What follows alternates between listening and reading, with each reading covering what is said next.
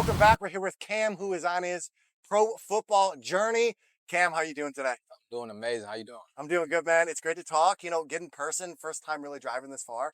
So meet a guest. So I'm excited to chat. It's good to be here. Looking forward to it, man. I'm Yes, telling you. yes. So you actually started, that dream to want to go play football in the NFL at the age of 17.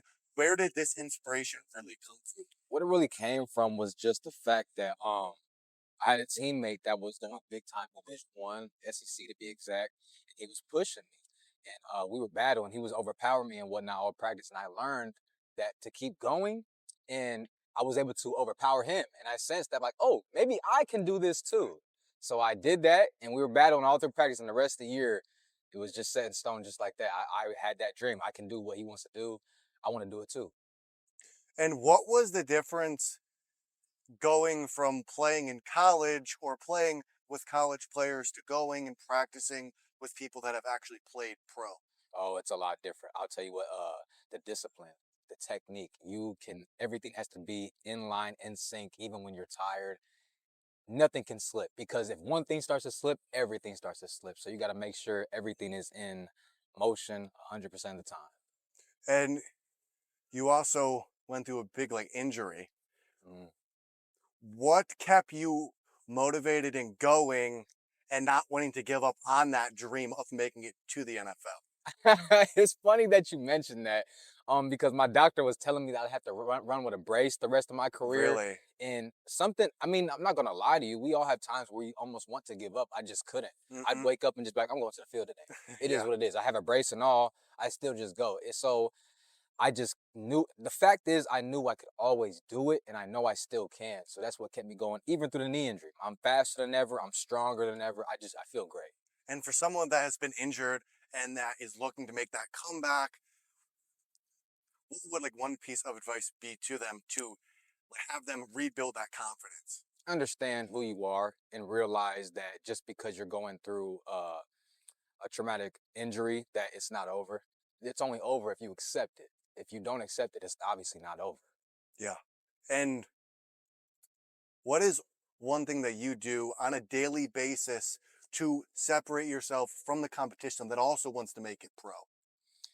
I'd say my mindset, and that you probably get that a lot of answer from everybody, but my mindset is everything. When I wake up, what I do, it's I brush my teeth. I make sure I look at some of the pro athletes ahead of me, their routes, their concepts, what I'm doing. Watch other people that are better than me, where I want to be at. You know what I'm saying? So it's just studying. A lot of people don't take the time to study.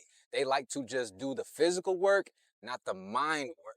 Yes. And that's half the ball game. Yes. And I think that I think that mindset's very important because a lot of people, they're in the gym, they're working out, they get home, they're like, I'm tired, I Hmm. have school, I have things to do. So You they're got like, it.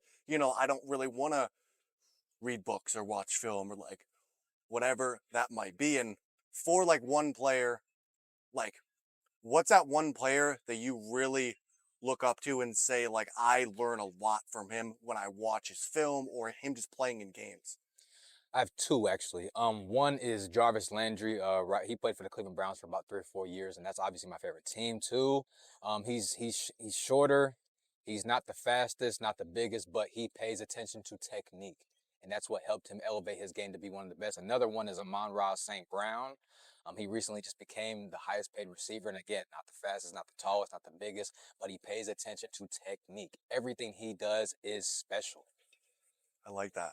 That's nice. Yes, and I think drilling in on that technique is important because obviously talent can take you so far, but really Exactly. focusing on that small stuff of the way you run your route or the way that you catch the ball. I've seen post content about that as well. Correct. And for those people that might be struggling with the technique side of it, they got the size, they got the talent. Mhm. Like, what do you do to really nail that in to be I really want to focus on the technique part of my game? What are some of those things that you do?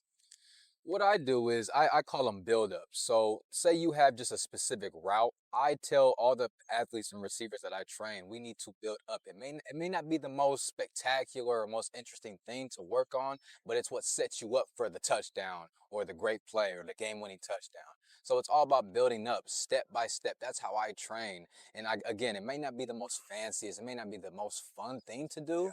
but those things help you build up to those big time moments that people want to do in games. Yes. And with you kind of going through it, like in college, like you mentioned, like off screen, like you didn't play in college, like what keeps you going and not wanting to give up on that dream to actually play professional football? It goes back to understanding who I am, what I can do. I've gone against people that have played at the highest level in the NFL. I've played with people that have had a chance to play in the NFL. And being around those type of people has motivated me and helped me realize that I can do it as well, or at least get close to that level in a sense. So really it's just understanding who you are again. Yeah. And it's in my blood. My family's been in the NFL as well. So that's really what helps. Yes. And you're also a spiritual person. What are your thoughts on sports being used as like a modern day coliseum to take the awareness away from the masses to focus on things that actually matter? It's a fact. I mean, a lot of, if you think about it, look at the Super Bowl. Everybody's only focused on the Super Bowl. They're not focused on uh, anything other than that moment for those 4 hours. They're focused on the halftime show, the drama, the off the field drama. They're only focused on the game. And what's really going on in the world, that's just a distraction. Even though I love Yeah. football, but I still see the truth within it. Does that ever like, do you ever like fight like that spiritual side of you? Like trying to help people versus like kind of knowing that football is used to distract the masses? Correct. And that's another reason why I really want to make it, is so that I can be one of those guys to really help lift the veil off of everybody's face that's covering their face. Really help people to understand what's really going on. It's cool to love and watch this game, but understand what you're watching and the behind the scenes factors Hmm. of it as well. Yeah. I like that. And I think, like the biggest thing is awareness, right? It's like making people aware of what they're watching. Like I think like you can do things, but if you're just mindlessly watching it or you're doing it for like a compulsion or like mental health issues, I think like that's when people really struggle. Like I like how you take that mindset of like I'm gonna get there and I'm gonna wake people up and really, you know, football's cool, but I want to dive into the spiritual plane of like part of things as well. And Correct. you're also into fasting. Yep. You've went plant-based, vegan. Why did you decide to say I'm done eating meat, I'm going vegan? Well, to be honest with you, people have mentioned spiritual awakenings. I've always been they quote unquote say woke or conscious ever since I was a kid. But I had my first one when I was 17. I started reading about young Pharaoh, Okay. seeing what he's been saying about ancient times. And I really had my second one in 2022 at the end of it. And that's when I started having more empathy for animals, empathy for Interesting. just life. All life is sacred. Even the smallest spider climbing on a tree from its web, all life is sacred. And I've realized that. And I've also dove into the research on what they're putting into the foods, not Yes. just the meats, but the chips, the crackers. It's not, it's slowly killing us. Yes. And that's another reason how they can control us, to make us think that, oh, fruits can't cure this, fruits can't do that. Eat what we have here for cheap and it's affordable. So that's another reason why I really have been heavy on going plant-based and eating Yes. And can you kind of talk about, you know, those people that might think that you need that animal protein to build muscle? clean. I mean, don't get me wrong, you're gonna get bigger from eating animal protein, but what they don't understand is that from eating plant-based, you can get bigger too, and you'll be healthier. You'll Hmm. feel better. You won't feel bloated. You won't feel the acid inside of you. If you just eat the right things, like for example, I eat avocados. Avocados have like one of the most fattening food in the world, but it's really healthy for you. So I eat about two a day, and that's what's helped me gain muscle, gain weight, but people don't know that. Yes. People don't know what they don't know. So if you tell them that and they've only eat meat, it is what it is at that point. I'll let you think that, but I'm still going to talk about what's really in those certain items that you eat.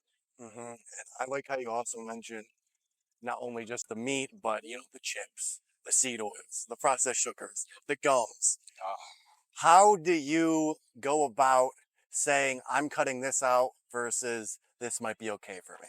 Woo! That is, I'll tell you this. I have been looking into making my own almond milk because I really do love almond milk. I Yes. really do. So but I looked at the back of it and it says there's like a xanthan gum. There's a Mm-hmm. bunch of certain gums. I don't know Yes. if I pronounced it right, but gum is horrible for the gut. I've noticed that as well. So yeah, it's really about doing your diligence and reading the back of labels because all things may say something good, but you gotta read the ingredients, Yes. not just the calories, not just the fats, not just the sodium. It has to be the ingredients, and also knowing what those ingredients mean. I always go by if you can't pronounce it, don't eat it. Yes. Same thing with putting stuff on your skin. I'm the exact same way. Yeah. Like there's a lot of things in there that people they don't even realize, like in their coffee creamer, in their shampoo, in their deodorant, Yep. things like that are making those small changes in their body, but collectively it's like destroying them. Yep. And you also fast a lot. I do. Why do you think fasting is so powerful? I think it's so powerful because, in a sense, the natural state of our body is fasting. When you get sick, you don't want to eat. That's fasting. When you sleep, you're fasting. You're healing your body without even knowing it. Unintentionally, but it's intentionally from the body speaking. So it really is powerful because you're really clearing out and cleaning your system.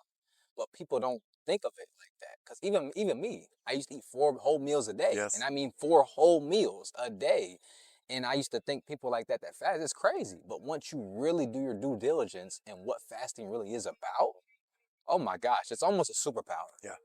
I mean, especially with you being like an athlete, we're taught eat, 4,000 calories a day. Yep. Make sure you get your protein shakes in. Make sure to get your milk, all that stuff that the fitness industries push onto people. Hmm. And for someone that's looking to start fasting, if they're an athlete or if they're just a normal person, what would that starting place look like for them? You don't have to cut everything out right then and there. It's really about just do your due diligence. So first off, just whatever you eat, usually every single day, just research it. And then by that, start cutting it out slowly because I cut it out all at once. I don't recommend that Yeah. because it was a shock to my body. And after a week, I was fine, but I was just so messed up. I thought I was getting sick, but I was really just going through a deep, deep detox, Yeah. really. So it's And just about doing your own due diligence, really. and I think that's very interesting that you bring that up because I think there's a lot of people that will go through what you go through and saying that I'm not doing something right. Yeah. My body's in trouble. It's damaged. How did you kind of work through that mindset when you're saying that there's mucus coming out of my nose? I'm maybe throwing up. I maybe have diarrhea. Like, how did you determine that that was actually a healthy thing for your body to experience versus, there being something wrong? That's a good question. I'd say just knowing what you researched and understanding, yeah, I've been eating like crap for what, 24, 25, Yeah. 26 years, and once I start getting all that out of my system, it's got to go somewhere. I had lymph nodes in the back of my head. They were like super inflamed. I thought I was like getting cancer or something, but it was really just my body in shock of not getting what I used to get from the bad foods I was eating. But like I said, after a while, 4, 5, 6 days, they literally just disappeared. They disappeared. And I think that's what was my body was doing was getting used to the fruit, getting used to the veggies, getting used to all the fruit juices I was eating that really nourished my body. Yes. And I think that's huge for people to know is like your body can heal itself Mhm. and it can do these things. You just have to give it a chance. Yeah, you got to give it a chance. You can't freak out just because it's you're not feeling the best. But that's just how it is. You got to detax. Mhm. Detox isn't gonna make you always feel good right then and there. Yes. People got to understand that. Yes. You also post about anime a lot, I do. and you specifically post about Avatar: The Last Airbender. Hmm. How do you think that gives us an insight into our spiritual self? Well, Aang was a vegan as well. He always said life is sacred. He didn't eat meat. He ate only plants and veggies and a little bit of fruit. But going back and thinking about it in what 2006, they really taught us how to meditate and how to deal with trauma. And back then, I had no idea what he was doing. I thought he was just trying to glow and power up and stomp the fire lord. Yeah. But in reality, he was really trying to fix his trauma within himself. And growing up and realizing that now, it's an amazing show. And I feel like even if someone doesn't like cartoons or anime, they should give it a chance and watch it because there's so many spiritual lessons and life lessons just in that 3-season show. Yes. I like it. I have two more questions. What does the law of attraction mean to you? Whatever's for you is for you. Even if you're not doing the right thing, it's always gonna be for you. It's just a matter of time. Interesting. One more question.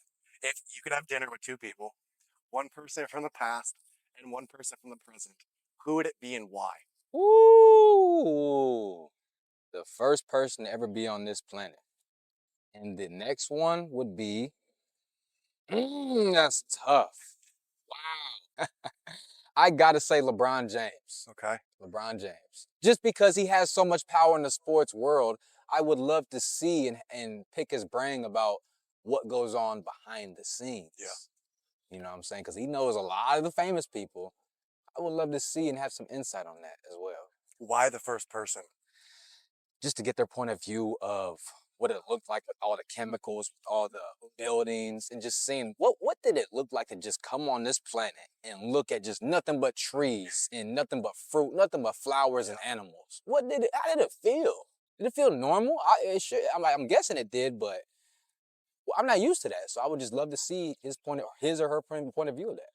I like that. And I always wanted the same thing of what would life be like with no chemicals. It would be very interesting. A lot better. The average lifespan would probably be over 100. Yeah. I'd say.